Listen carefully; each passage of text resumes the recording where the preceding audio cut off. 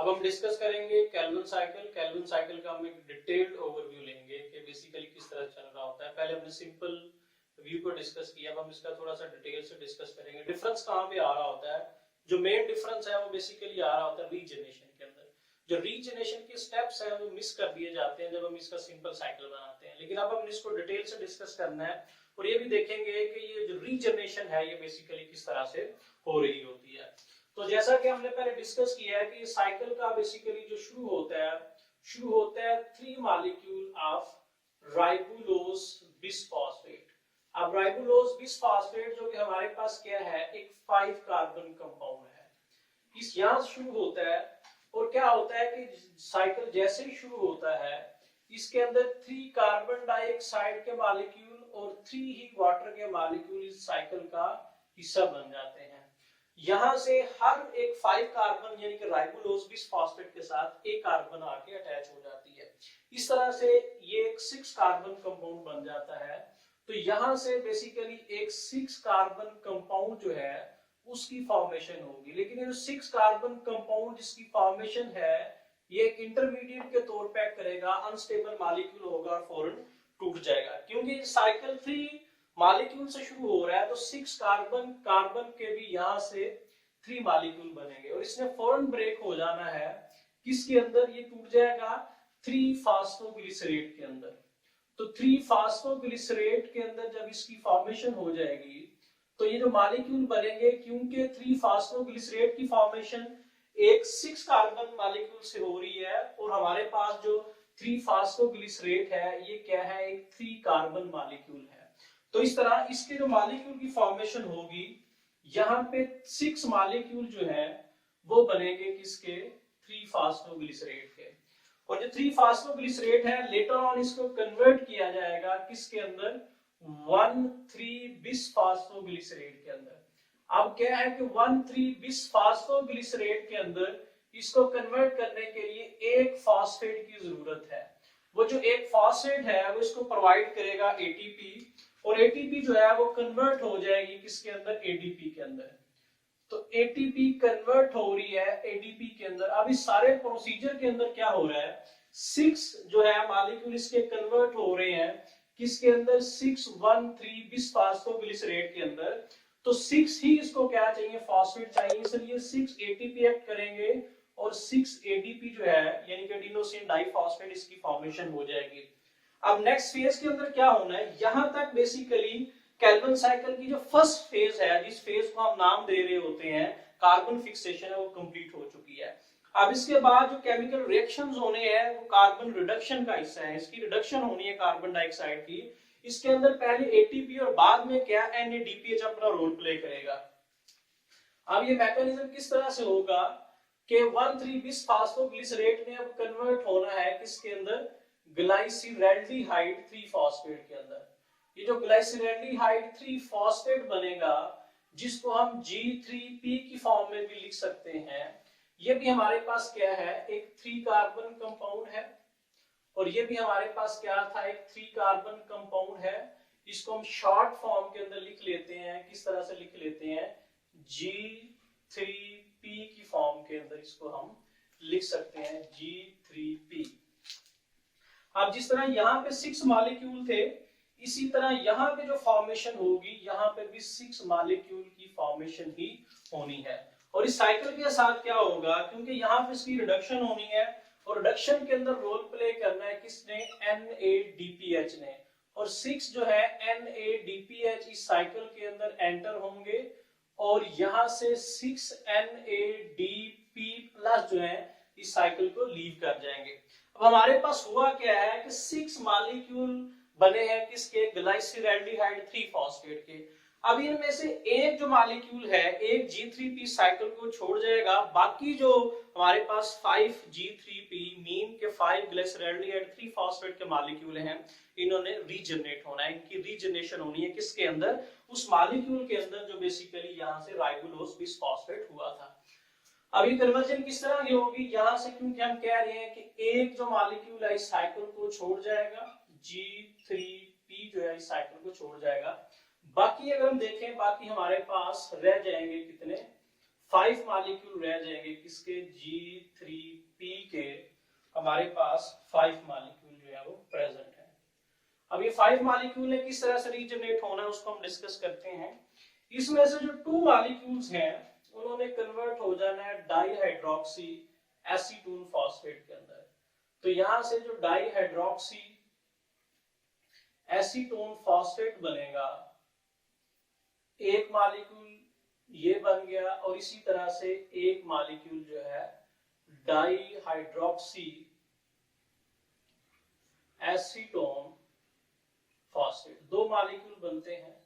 सबसे पहले हम देख लेते हैं कि एक मॉलिक्यूल के साथ क्या होगा। 3 carbon dihydroxy acetone phosphate, 3 carbon glyceraldehyde 3 phosphate, ये आपस में मिलेंगे और एक 6 कार्बन कंपाउंड की फॉर्मेशन होगी जो क्या है फ्रुक्टोज 1,6 बिसफॉस्फेट है। ये जो हमारे पास 6 कार्बन कंपाउंड बन रहा है, इस 6 कार्बन कंपाउंड ने अगेन कन्वर्ट होना है किसके अंदर, फ्रुक्टोज 6 फॉस्फेट के अंदर। अब यहां से एक जो फॉस्फेट है उस फॉस्फेट में रिलीज होना है। उस फॉस्फेट को रिलीज करवाने में वाटर अपना रोल प्ले करेगा। वाटर यहाँ पे ऐड होगा और इनऑर्गेनिक फॉस्फेट को यहाँ से ये क्या कर देगा, रिमूव कर देगा। इसी तरह से इनऑर्गेनिक फॉस्फेट रिलीज हुआ था यहाँ पे जब 6NADPH ने एक्ट किया था, तो 6 जो इनऑर्गेनिक फॉस्फेट है यहाँ से रिलीज हो गए और एक जो इनऑर्गेनिक फॉस्फेट है वो यहाँ से रिलीज हो रहा है। अब क्या होना है कि हमारे पास ये जो 6 कार्बन कंपाउंड है इसने ज्वाइन करना है किसके साथ, एक 3 कार्बन कंपाउंड के साथ, जो कि कौन सा है, ग्लाइसरैल्डिहाइड 3 फॉस्फेट। ग्लाइसरैल्डिहाइड 3 फॉस्फेट यहां से आएगा और आने के बाद इसके साथ ज्वाइन कर जाएगा, जो कि हमारे पास क्या था, एक 6 कार्बन कंपाउंड था। तो 6 कार्बन कंपाउंड ये है, 3 कार्बन कंपाउंड ये है, यहाँ पे फॉर्मेशन होगी किसकी, एक 9 कार्बन कंपाउंड। ये जो 9 कार्बन कंपाउंड बनेगा ये अनस्टेबल फॉर्म के अंदर होगा।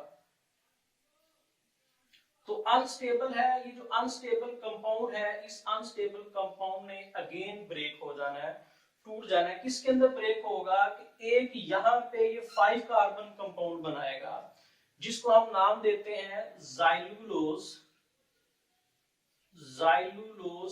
5 फॉस्फेट की फॉर्मेशन हो जाएगी। और ये हमारे पास जो है ये क्या है, एक 5 कार्बन कंपाउंड है, 9 कार्बन बना था। यहां से 4 कार्बन कंपाउंड जो है उसकी फॉर्मेशन भी होगी। जो 4 कार्बन बनेगा वो हमारे पास है एरिथ्रोज फॉस्फेट। ये जो एरिथ्रोज फॉस्फेट है 4 कार्बन कंपाउंड है, इस 4 कार्बन कंपाउंड ने ज्वाइन करना है किसके साथ, इस डाईहाइड्रोक्सी एसीटोन फॉस्फेट के साथ, जो कि बना था किससे, ग्लाइसरैल्डिहाइड 3 फॉस्फेट से। तो 4 कार्बन ये है, 3 कार्बन ये है, यहां से एक 7 कार्बन कंपाउंड बनेगा जिसको हम कहते हैं स्यूडो हेप्टुलोज 1,7 फॉस्फेट का नाम देते हैं।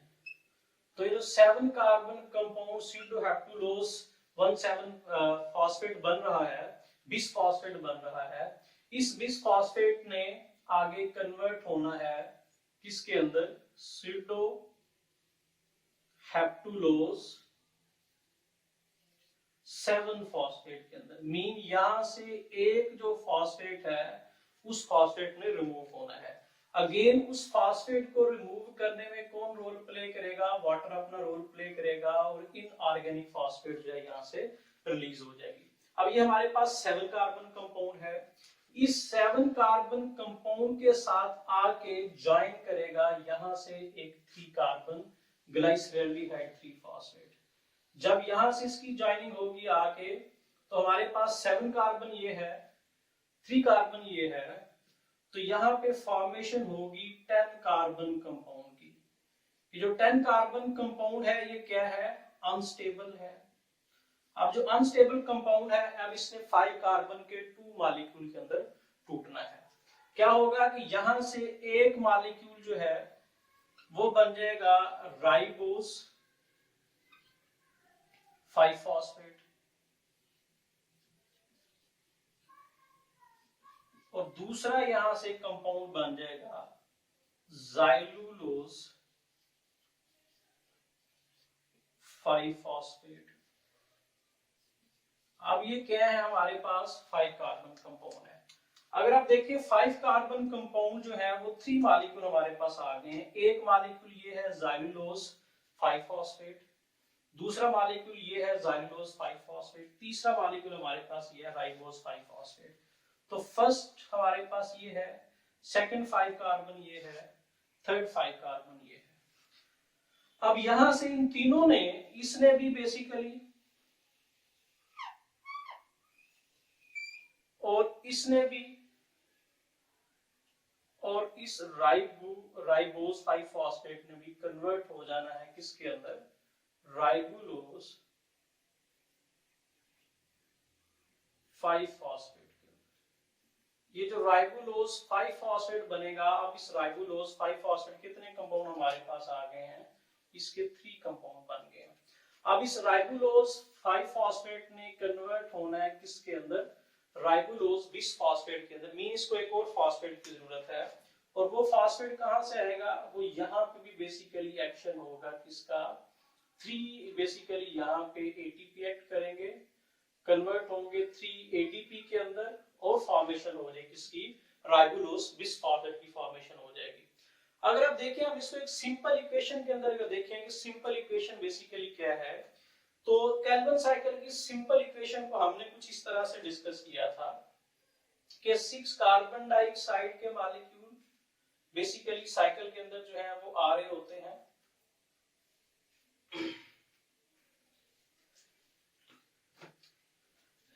अगर सिंपल इक्वेशन को देखें तो सिंपल इक्वेशन इस तरह से है कि 3 कार्बन डाइऑक्साइड के मॉलिक्यूल आते हैं, इसके अंदर 9 एटीपी आते हैं, 6 NADPH+ आते हैं, और इसके बाद बेसिकली फॉर्मेशन होती है किसकी, एक G3P की, ग्लाइसरेल्डिहाइड 3-फॉस्फेट की, और 8 इसके अंदर ADP, 9 ADP बनते हैं, और इसके अंदर 6 जो है वो NADP+ की फॉर्मेशन होती है, और इसके अंदर 8 जो है वो इनऑर्गेनिक फॉस्फेट बनते हैं। अब 9 ADP कहां पे बन रहे हैं, हमारे पास 6 ADP यहाँ पे बने हैं और 3 ADP यहाँ पे बने हैं, ये 9 ADP हैं। 6 NADPH यहाँ पे बनते हैं, और साथ ही 6 इनऑर्गेनिक फॉस्फेट रिलीज होते हैं। अब 8 इनऑर्गेनिक फॉस्फेट कहां पे है, 6 इनऑर्गेनिक फॉस्फेट यहाँ पे बन रहे हैं, एक इनऑर्गेनिक फॉस्फेट यहाँ पे रिलीज हो रहा है, और 8th जो है वो इनऑर्गेनिक फॉस्फेट यहाँ से रिलीज होता है। इस तरह 8 जो है इनऑर्गेनिक फॉस्फेट रिलीज होते हैं। 9th जो इनऑर्गेनिक फॉस्फेट है वो कहां पे जाता है, क्योंकि इस साइकिल के अंदर टोटल जो है वो 9 एटीपी ब्रेक हो रहे हैं, तो जो 9th है वो जीटीपी का हिस्सा बन जाता है, ग्लाइसरेल्डिहाइड 3-फॉस्फेट का हिस्सा बन जाता है। तो एक दफा केल्विन साइकिल को चलाने में बेसिकली 9 एटीपी और 6 NADPH यूज होते हैं, और अगर हमने कहा, कहते हैं कि अगर सुक्रोज बना 18 एटीपी यूज होंगे, 12 NADPH यूज होंगे, और फिर एक सुक्रोज का मॉलिक्यूल बनता है। तो थैंक यू वेरी